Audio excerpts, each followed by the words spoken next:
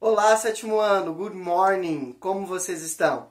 Hoje eu vim nessa manhã de quinta-feira para dar continuidade às nossas aulas online que seguem as nossas aulas presenciais. Hoje vocês teriam uma aula de artes, 2 aulas de gramática e 2 aulas de matemática. É por isso que na sequência do vídeo vocês assistem às aulas nessa mesma ordem. A primeira aula de arte com a Miss Patrícia, a segunda aula de gramática com a Miss Cristiane e a última aula de matemática com o Mr. Matheus.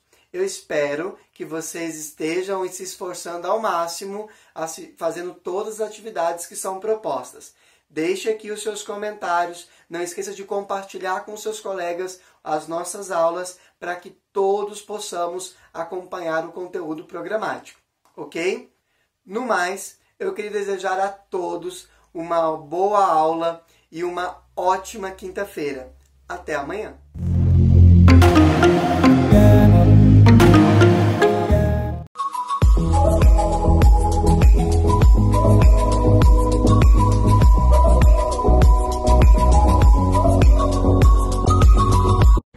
Olá, alunos! Aqui quem fala é a professora Patrícia. Tudo bem com vocês? Na aula de hoje, vamos falar sobre a humanidade e a dança que sempre esteve associada à diversão, às cerimônias e às manifestações artísticas. Aqui nesta página, vocês vão conhecer vários tipos de danças, como na Grécia Antiga, no folclore brasileiro, na dança indígena e no Egito Antigo. Na página 35, esta página apresenta a dança nos dias atuais. A dança é uma arte em constantes mudanças. Ela pode ser representada em diversos meios, nos teatros, nas ruas, sob a forma de um vídeo. Vocês vão ler essas páginas seguintes e fazer o exercício dessas páginas. E na página 42, vocês vão fazer uma pesquisa sobre os dançarinos brasileiros e preencher a ficha. Um abraço, até mais!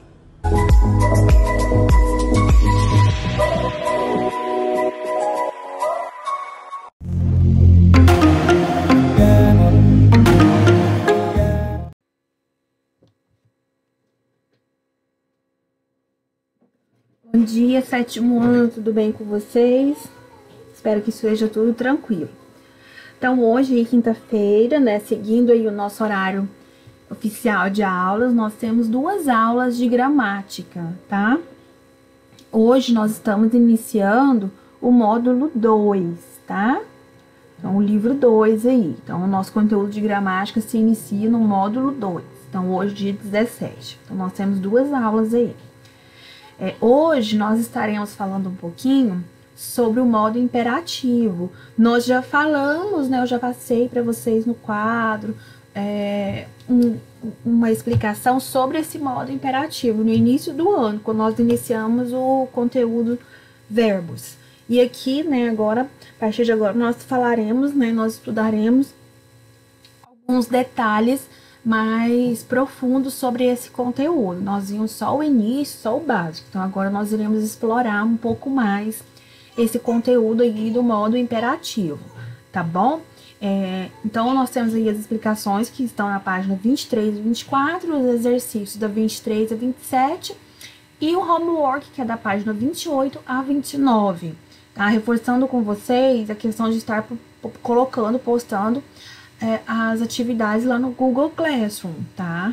Alguns alunos não colocaram nada, então isso, né, pode prejudicar na nota de vocês no final do bimestre. Então, mantenham aí esse compromisso, tá? Então, vamos falar aí sobre o modo imperativo, tá? Todo mundo com o livro em mãos. Então, meninos, do modo imperativo, que vem, quando fala, o que vem à sua mente? Né? O que tem o quê? De dor, o imperativo. Ele faz o quê? Ele é um homem poderoso e ele manda. Por muitas das vezes ele manda, né? Ele emite ordens. Então, o imperativo, ele tem a ver com essa questão aí do imperador, né? Eu sempre coloco esse exemplo do imperador porque é fácil de ser lembrado e consequentemente, você consegue fazer um paralelo aí com o conteúdo, né? Que é o modo imperativo. Então, olha só. O modo imperativo é um modo verbal utilizado para exprimir uma atitude de ordem, conselho, convite ou solicitação, né? E aí existem os outros modos verbais, que são quais? O indicativo e o subjuntivo. O indicativo exprime certeza e o subjuntivo incerteza. Foi falado muito isso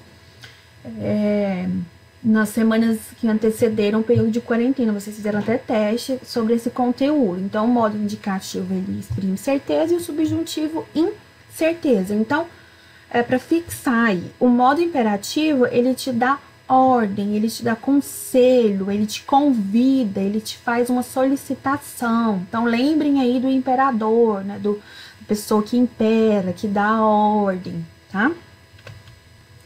Vamos seguir aí o nosso conteúdo. Se você tem dúvida, dá pause no vídeo, retoma a explicação, retoma o livro ou outra fonte de pesquisa que você tem aí como apoio, tá? Não deixe passar nada, tá? Por quê? Porque senão depois lá na frente, se você não entendeu esse conteúdo, você vai estudar outro, aí você precisa ter em mente que esse aqui faz parte de tudo, dos outros conteúdos, ou seja, um tá interligado com o outro. Então, vamos lá. Existem, meninos, duas formas para o modo imperativo. É a afirmativa e a negativa. Então, o que elas podem exprimir? Acompanhe aí no vídeo, aí, nessa imagem que tem aí na tela de vocês. Então, olha só, nós temos ordem, nós temos comando, nós temos exortação, que é a mesma coisa que um conselho. Nós temos um convite, uma solicitação, nós temos uma súplica, que é um pedido, né? Aquele pedido com mais força. E aí nós temos o imperativo afirmativo e o imperativo negativo. E aqui eu tenho uns exemplos aqui, ó. O imperativo afirmativo como ordem, comando. Faça como eu falei. Negativo. Não abras a porta. Agora vamos para o afirmativo. Peça. Tô fazendo um pedido. Imperativo negativo, não te atrases. Imperativo afirmativo, que vem, revela a tua astúcia. A astúcia é o quê? Inteligência, esperteza. Então tá o quê? Fazendo um convite, uma solicitação. Agora no imperativo negativo, não venhas hoje. Então está negando, tá falando o contrário aqui desse convite, ou seja, está negando. Deixe-me ir, ou seja, está suplicando. Não me deixe sozinho, imperativo negativo. Qual que é a característica principal do imperativo negativo? É que utiliza-se o que? O advérbio não, tá? E o afirmativo vai depender da forma que for colocado aí o verbo, né? E o restante das palavras aí, formando aí, né? A formação frasal, ou seja, a oração, a frase, tá? Então, nós temos duas formas de imperativo, o imperativo afirmativo e o imperativo negativo. Tranquilo, meninos? Então, imperativo é aquela forma verbal que o quê? Que faz convite, que dá ordem, dá conselho, faz uma solicitação, tá? Nós falamos também sobre o subjuntivo e o imperativo, né? O subjuntivo é uma incerteza, o indicativo é uma certeza, tá? E agora eu quero que vocês passem aí para o livro de vocês, tá? Então, aí, começa aí o conteúdo de vocês na página 23, tá? No modo imperativo. Começa os exercícios e as explicações. Então, aqui temos os exercícios, tá? Seguindo aqui, nós começamos aí as explicações. O que eu falei para vocês anteriormente lá nas imagens é o que basicamente tem aqui, tá? Só que ali eu fiz um resumo das ideias, tá? Então, olha só. Então, aqui nós temos aqui falando sobre o que é esse imperativo, né? O que ele exprime, né? Ele tem uma ordem, um convite, uma solicitação, conselho, pedido ou comando. Isso é o modo imperativo. E esses verbos, eles vão ser flexionados apenas nas pessoas do discurso que indica a quem se fala, ou seja, tu, você, nós, vós e vocês. Não tem como você falar uma ordem, por exemplo, para eles. Entenderam a diferença? Mas para você, sim. Tá? O modo imperativo, ele tem as duas formas, que é o afirmativo e o negativo. Então, aqui tem dois exemplos. Então, ao enviar mensagem, seja objetivo. Imperativo negativo. Não use palavrões e mantenha sua caixa postal em ordem. Não use. Imperativo o quê? Negativo. Seja positivo. Né? Imperativo afirmativo. No imperativo afirmativo, peraí, deixa eu ligar aqui no computador. Pronto. Sigam aí a leitura no livro de vocês, tá? E as explicações. Então, olha só. No imperativo afirmativo, as segundas pessoas do discurso tu e vós derivam do presente do indicativo, sem a letra S. As demais são iguais ao presente do subjuntivo. Nós falamos agora, indicativo e subjuntivo. Então, olha só. Rever teu e-mail, pois lhe mandarei uma mensagem. Então, aqui nós estamos fazendo referência ao tu. Façamos as atualizações agora, para que depois possamos jogar sem problemas. Então, nós temos aqui a referência ao nós.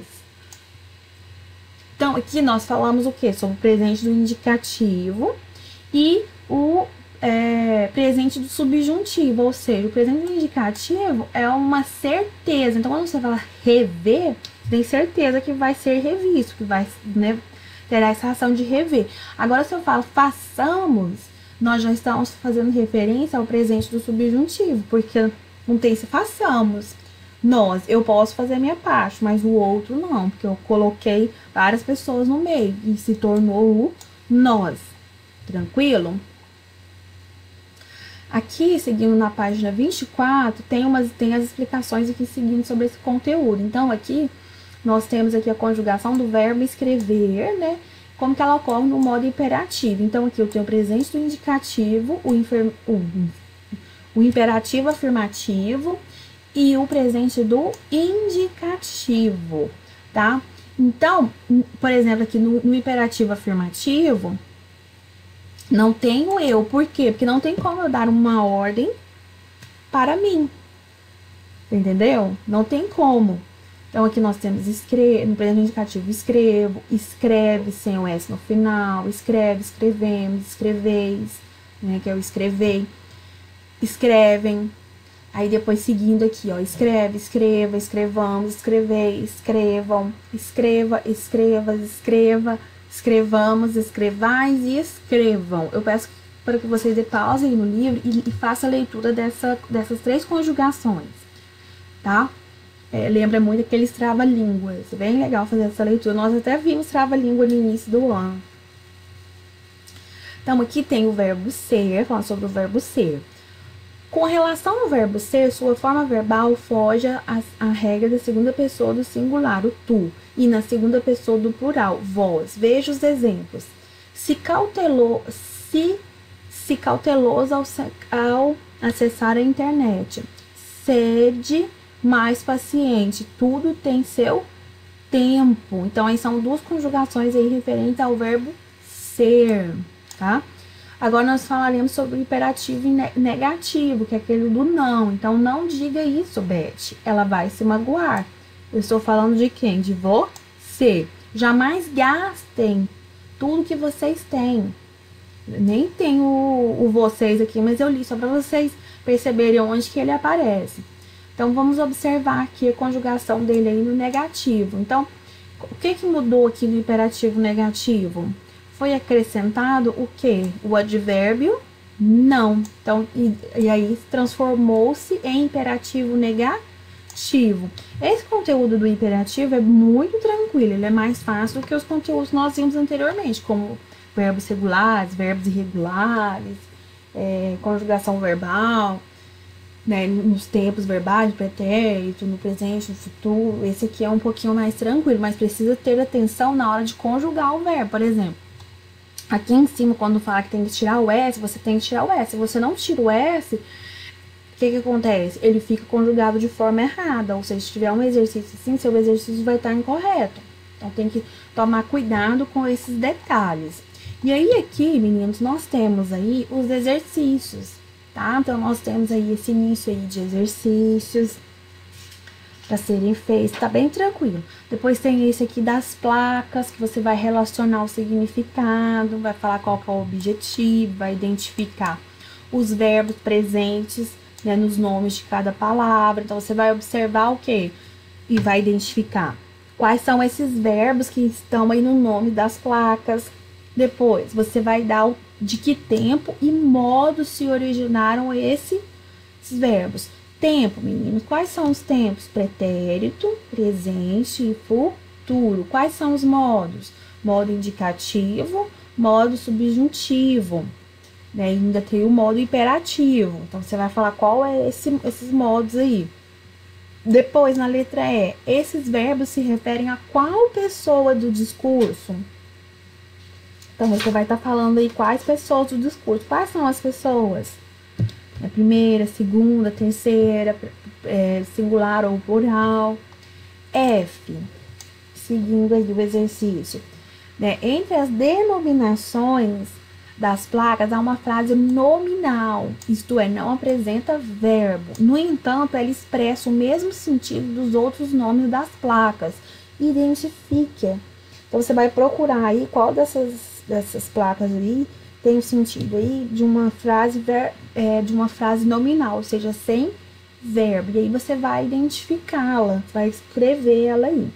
Na G, você vai transformar essa frase nominal em verbal, empregando o modo imperativo e preservando o seu sentido. Ou seja, você vai transformar essa frase aqui da oração anterior vai empregar o modo imperativo, só você tem que tomar cuidado para não mudar o sentido, tá? Então, aqui tem um resuminho aí sobre a questão do modo imperativo, né, que é o que dá ordem. Então, aí relembra aqui sobre as frases nominais. Então, olha só, sentido proibido, não tem o que, meninos? Não tem verbo, então é uma frase nominal. Ou então ela é formada por interjeições. Silêncio. Silêncio é uma frase o quê? Nominal. E elas têm sentido, isso aqui ocorre para amenizar o quê? O tom da ordem, para ficar mais delicado, tá? E aí pode ocorrer aqui em outros tempos, né, do modo indicativo, dependendo do contexto, né, o significado da entonação dada, o jeito que se fala. Pode assumir valor de imperativo, olha só. Melissa fala para a Bia que você vai criar um e-mail para a nossa turma na escola. É um presente do indicativo. Não furtarás. É um futuro do presente do indicativo. E se você emprestasse aquela blusa nova, hein? É o pretérito imperfeito do subjuntivo. Então, eles assumem aqui, né, esse tom aqui de modo imperativo. Então, a tonalidade, o contexto dessas três orações aqui, elas assumem o valor de modo imperativo, mas elas não estão no modo imperativo, aqui os modos que elas estão, tá? Mas o tom indica que é valor, né, que tem-se esse valor de imperativo, tá? Aqui segue esse exercício, que esse exercício aqui é relacionado aos provérbios, então você vai relacionar eles a essas orações aqui. Depois é um exercício oral, que você vai falar sobre as situações que esses provérbios eles podem ser empregados. Depois, você vai assinalar as alternativas que indicam a finalidade desses provérbios. Então, você vai falar se aconselhar, advertir, exemplificar, consolar. D. Observe as formas verbais em destaque. Qual é o modo que elas estão? Então, você vai ver aí as formas aí, quais, né, em que modo que elas estão. Modo subjuntivo, modo imperativo, modo indicativo. Depois, considerando, né, estamos aí na letra E. Então, vocês aí, considerando a finalidade desses provérbios, por que é relevante o uso desse modo verbal nesse gênero textual? Então, você vai falar aí, por que o modo imperativo é utilizado, tá? E ele vai relacionar ele à questão dos provérbios, essas situações aí de vida. Já na letra F, né, a qual pessoa do discurso os provérbios se dirigem? Como é possível identificá-las? Então, é segunda pessoa, é terceira pessoa, é primeira pessoa? Como que você identificou? Você observou o quê? No caso, eu vou dar uma dica para vocês. Você observou os verbos, né? Então, você vai explicar aí essas questões das formas verbais e como que você chegou a essa análise.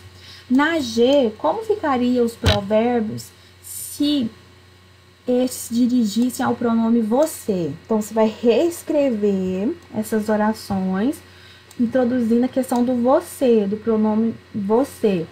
Como que ficaria essas orações? Depois aí no número 2, tem um trecho aí de história em quadrinho, tá?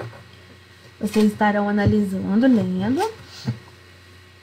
E aí tem essa pergunta aqui na letra A, né? O modo imperativo é empregado como uma forma de o falante interferir na atitude de seu interlocutor. Dessa forma, espera-se que o interlocutor faça o que foi solicitado. No entanto, na história em quadrinho ocorre o quê? O oposto. Uma ordem dada pela Dona Morte foi contestada pelo cachorro e a reação dela foi positiva. Então, você vai explicar por que ela teve essa reação aí positiva, né? No sentido, assim, de afirmação, tá? Aí, aqui, meninos, daqui pra frente, é o exercício de casa de vocês, tá? Vou colocar aqui. Então, é o homework. Tá? Então, faltou o cá. Então, essa atividade é para a próxima aula, para o dia 23/4/2020. Então, vocês vão fazer todas as atividades e vão continuar postando lá no Google Classroom, para que eu faça as correções e marque aqui nas minhas fichas aqui, né? Quem tá fazendo avaliação contínua, ou seja, quem tá fazendo os exercícios, quem tá colocando tudo em dia, tá? Então, aqui são os exercícios de casa. Vai até aqui, meninos. Até a página 29, até a letra D aqui, ó. Deixa eu pegar a caneta que ele falou. Então, vai até aqui o exercício de casa, tá? Começa aqui, na página 28, e vai até aqui, ó, da página 29, tá bom? Então, meninos, essas aí foram as nossas aulas de hoje, tá? Espero que vocês tenham compreendido o conteúdo. Se não tiver ficado alguma dúvida, retomem ao vídeo, retomem ao livro, as outras fontes de pesquisa de vocês, tá? Façam os exercícios, tanto de casa quanto de sala, postem lá no Google Classroom, que eu estou anotando tudinho aqui nas minhas fichas, tá bom? Gente, saudade de todos vocês, um beijo no coração de cada um ótimo dia e até a próxima.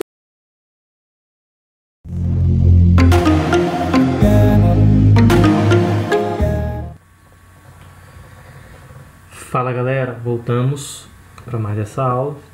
E hoje a gente ainda está naquela parte de reta numérica, só que hoje a gente vai aprender a comparar os números positivos e os números negativos, tá? Ainda continua bem simples, tá?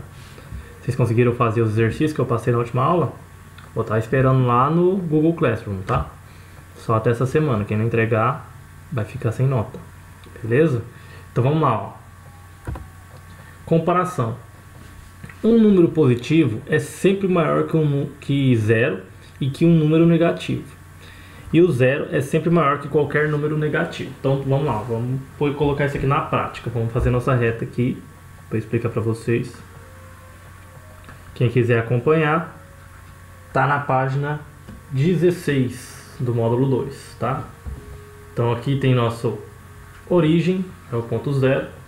Para cá, lembrando, positivo, para cá negativo, tá?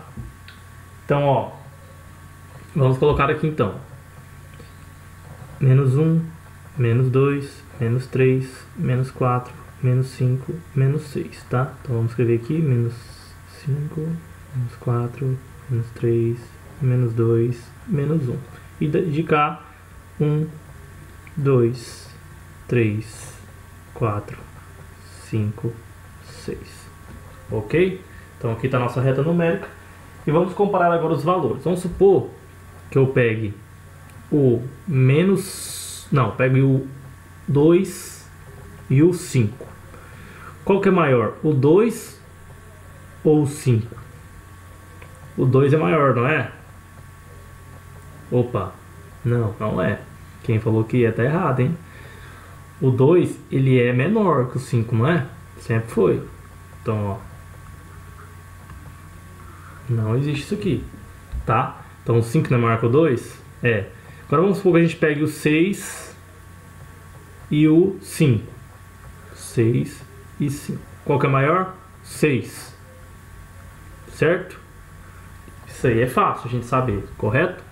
Então vamos supor que a gente pegue o 0 e o 3. Então vamos supor que é o 3 e o 0. Qual que é maior? É o 3, não é? Pronto. Então agora a gente vai pegar o número negativo. Ó, o 6 e o menos 4. Qual que é maior? É o 6, não é? Vamos supor que agora eu pegue o 3 e o menos 6. Qual que é maior?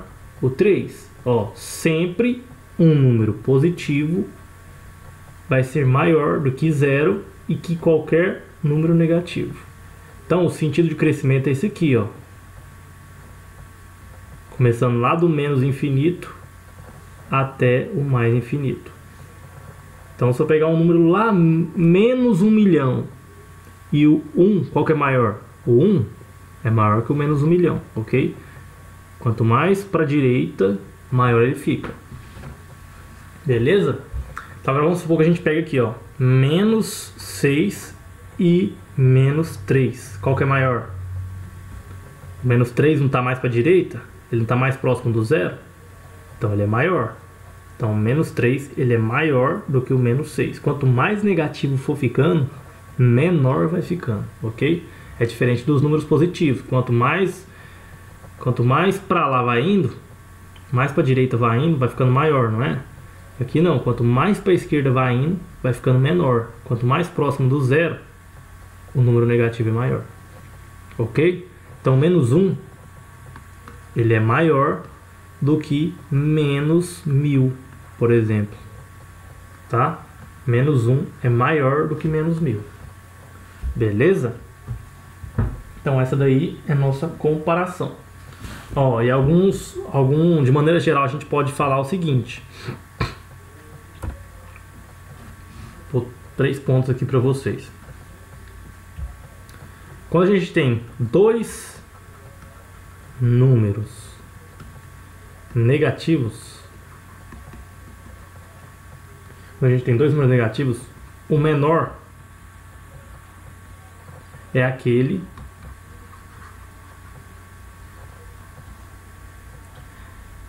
que fica mais distante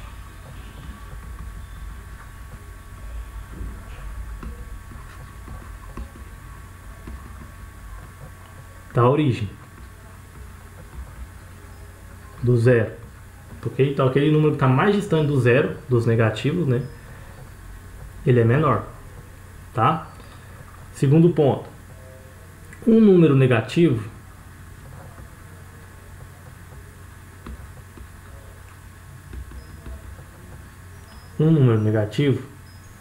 e um positivo,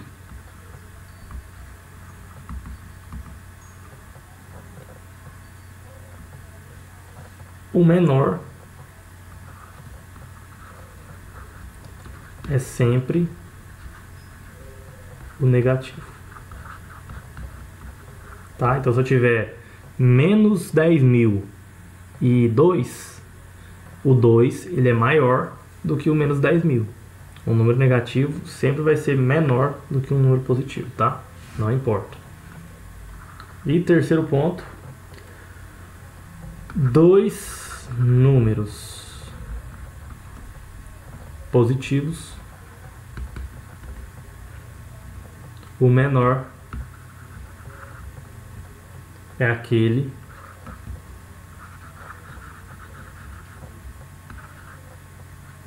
que fica mais próximo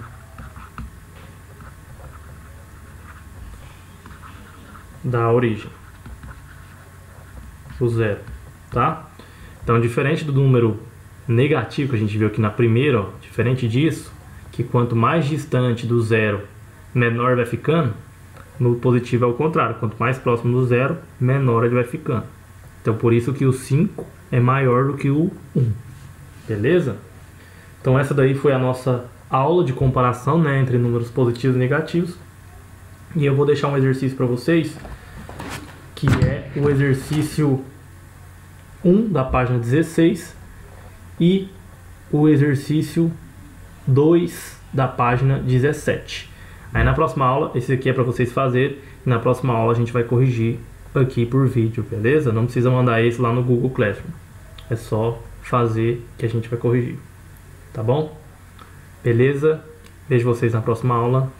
Valeu, até mais!